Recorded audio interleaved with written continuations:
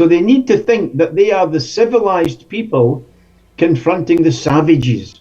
And the savages are basically everybody outside Europe. And I forget the Prime Minister who said, Israel is a villa in the jungle. And this horrible, dirty language tells you that they feel themselves superior to everyone. But they must feel that they're welcome in Europe. And Europe is repudiating not just the Israeli regimes, but the Israeli settler colonial project. Now, large numbers of Israelis are beginning to talk about leaving. And there's a report recently that especially in the Israeli high-tech industries. Hello and welcome to the program. Today we turn to a striking international report revealing historic collapse in Israel's global image. According to the Nation Brands Index 2025, Israel has ranked last among 50 countries for the second consecutive year, recording a 6.1% drop in its overall score, the sharpest decline in the index's nearly 20-year history. The index, conducted yearly by Ipsos, measures global public perception, not military strength or economic output.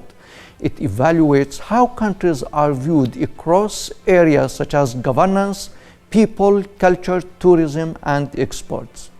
To unpack what this means, we are joined by Palestine Scottish Solidarity Campaign activist Mick Napier. You will come to the program, Mick. A big thank you, Osama, for having me. Mick, first, how significant is it for a country to rank last at the Nation Brands Index, and why does this matter beyond the reputation or the image of that country? And in this case, we are talking about the Israeli occupation regime. Not just the regime, also Israeli society. This was reported by the Times of Israel in a very dark mood. A few years ago, we had an Israeli ambassador in Britain called Ron Prosor, and he was promoted to the United Nations from Britain. Before he left, he published in local newspapers here a warning. If my memory serves me right, Osama, it's about 9 years ago. But he published a warning to say that he compared Britain, but now it applies to the whole world. He compared Britain to a high-rise building. And he said, look, our relations with the penthouse, with the top level, with government and corporate Britain, all the elites, is excellent, he said. He said, but every other level of the building is a major problem. It's filled, he said, with what he called toxic anti-Israel hatred. What he meant was hostility to the state of Israel. And he's an ambassador, he's a thoroughly unpleasant man, but his job is to realistically assess where he is. And he said, look, if this continues, if this gets any worse, this will cause problems for state-to-state relations. At the moment, he said, arms are flowing, we have excellent relations, sweetheart, economic deals with the EU and so on. But if this continues and deepens, it must cause problems for state-to-state relations. Now, that was a while ago. Now we see Israel starting off from very near the bottom of. Anytime there's an opinion poll, what do you think about France and Germany and Italy and Korea and Syria? And every time that's been conducted for the last 20 years, Israel has been very near the bottom, despite the press and the media trying to put a pretty face on this ugly regime. Yeah. But now it's not near the bottom, it's at the bottom, quote unquote, by a wide margin. It's in a category by itself in terms of popular opinion worldwide, believing that Israel is a major problem and that what the Palestinians are fighting against is a very unpleasant regime. So what's the significance? Our government is currently arresting thousands of people, charging them with terrorism, which is absurd, right? For wearing a T-shirt, for supporting Palestine action, trying to stop weapons going to Israel. We are charged with terrorism. I'm just one of thousands, and I face a 14-year jail sentence for non-violent political action. So there's a fight at the moment between the pro-Israel government and the anti-Israel public opinion. And how that will work out, we don't know, but it's a serious problem for our elites. They know that they have to risk unpopularity by supporting Israel. So Mick, we have public opinion. And to confirm what you have said, the report notes a 6.20 drop, the steepest decline in the index history. So what factors help explain such rapid deterioration in the global image and the global reputation of Israel? Sorry, can you repeat that question, Osama? I missed What are the factors? Because it is the steepest in 20 years of the index history. What factors help explain this rapid deterioration in the image and reputation of Israel at international level? It's a single factor, Osama. Which is? It is the fact is that people can see on social media, despite the attempts by the media here, the mainstream media, to put a pretty face on this. Somebody said it's like wearing a bow tie to cover throat cancer. Despite the efforts of our media and corporate elites, people see through social media, they see through Palestinian journalists, 250 of your colleagues have been murdered, but still the news comes out. And we can also see Israeli soldiers taking videos themselves of their own crimes. So they don't even try to hide it. And it's entirely the fact that over 2 years, this has been burning into popular consciousness around the world. You know, we tend to think that knowing something is a case of yes or no. Do you know a fact? But people know to degrees. For example, they always knew that something bad was going on, but now they know with an intensity that we've never seen before that Israel is committing genocide, slaughtering health workers, devastating civilian infrastructure and so on. So this has been burning into their awareness for 2 years. And we live in a society here in Britain and around the world very often with very sophisticated methods of repression. So university staff who speak up will be fired. People who try to speak up who work in the health service and they identify with the victims of they identify with the attacks on the health service in Gaza and Palestine. They are warned, if you carry on speaking like this, you will lose your job. You're not allowed. So the repression is sophisticated, but now they have to intensify it. They have to jail people. We have hunger strikers, as you probably know, close to death in British prisons who are there because of their readiness to take action for Palestine.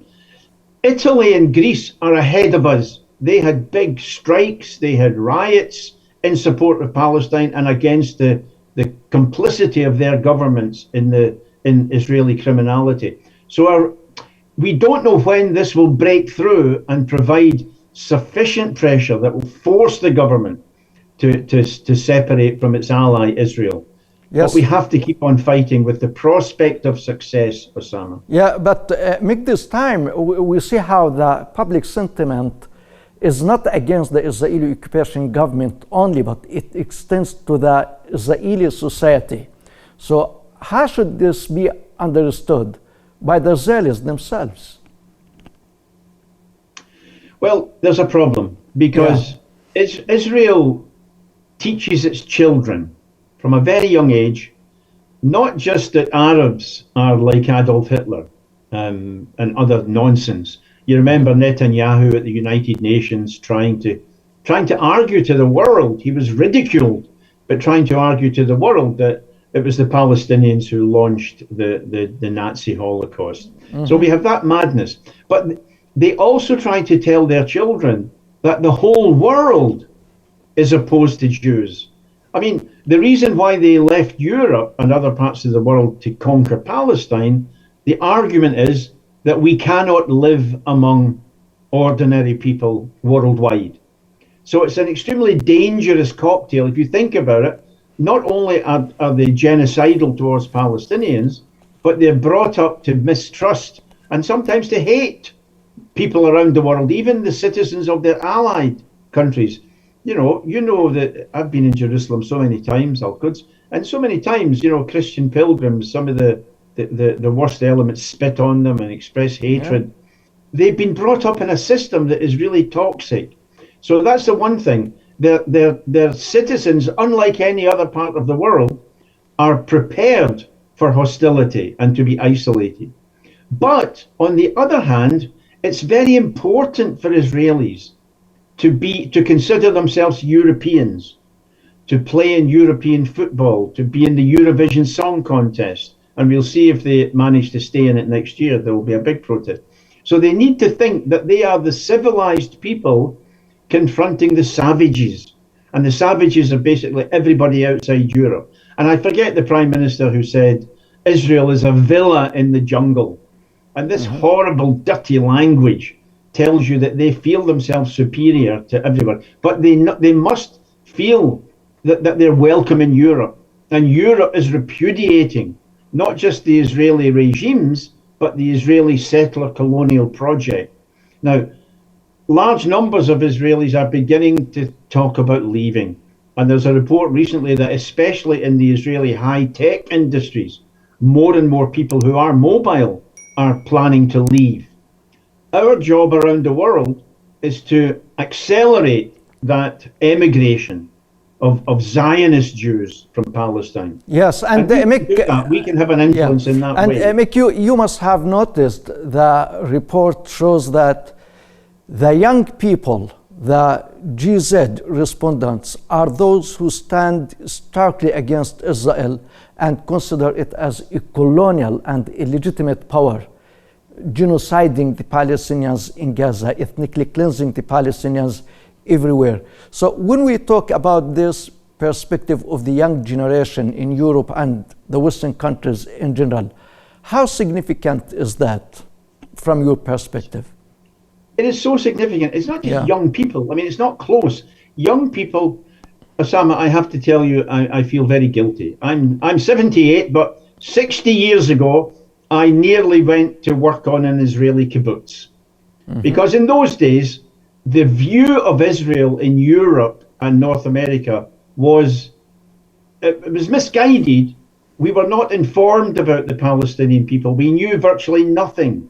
So people had a positive view, and I almost went there. I didn't. But today, that's completely changed. Completely changed. Israel is associated with murder. It's associated with mass killing of newborn children. We can see the pictures. And now that doesn't mean that if you win 50% of the population plus one, the government will change its mind.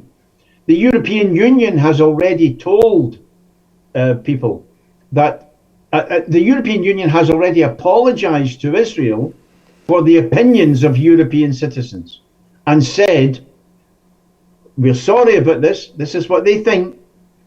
But we will never allow these opinions to influence policy towards Israel.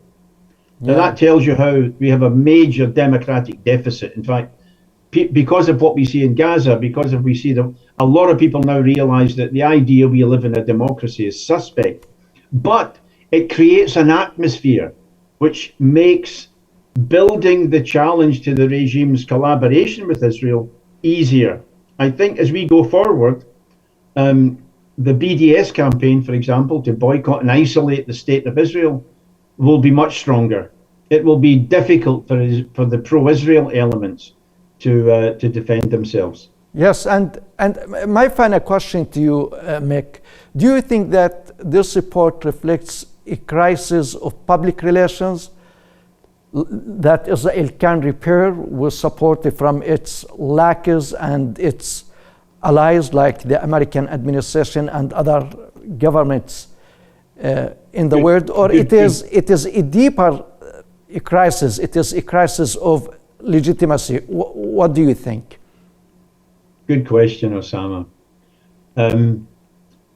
When you get a reputation like this, there is no coming back. if my neighbors think that somebody is a thief or somebody is a person who's cruel to children, there's no recovery. You can never recover, because the conditions will not exist to create a fresh, favorable impression. And for Israel, the crimes will continue. It's built into the Zionist project DNA. It is designed for the ethnic cleansing of Palestine and beyond, actually. We saw that Israel attacked Palestine, but 5 other countries in 3 days, even American allies. They're trying to seize a part of Syria and hold it. They want to seize another part of Lebanon again. So Israel will always undercut any attempt to rehabilitate it, because it is a criminal regime. It is a monstrous criminal project, and you simply cannot conceal that. It was concealed for a long time. It took 30, 40 years for many sections of society to shift from either indifference or even support for brave little democratic Israel. That's gone. Yeah. The only people who actively support Israel are the extreme right and a diminishing demographic. And even young Jews in Britain and in America who were the most brainwashed growing up in Zionist families, they are deserting Israel to a huge degree. Now that changes the atmosphere completely. It makes it possible for all the decent people to campaign and to win a victory. Osama, I have to tell your viewers and readers, we never know when. We didn't know when the Americans would be beaten in Vietnam, or when South Africa, when Nelson Mandela would be freed. Yes. Nobody could predict, and we don't know when we're going to win, but we are going to win. And thanks to the courage and tenacity and resilience and summit of the Palestinian people, they have allies. They have shifted public opinion around the world dramatically. We thank them for that, and for educating so many people in our own countries about the reality that we face, that their enemies are now our enemies. Mick, as always, it has been a great pleasure having you on the program. Thank you very much. Thank you. It's an honor. Thank you. Thank you. And ladies and gentlemen, thank you very much for watching. And from me, Osama Nazal, have a nice time.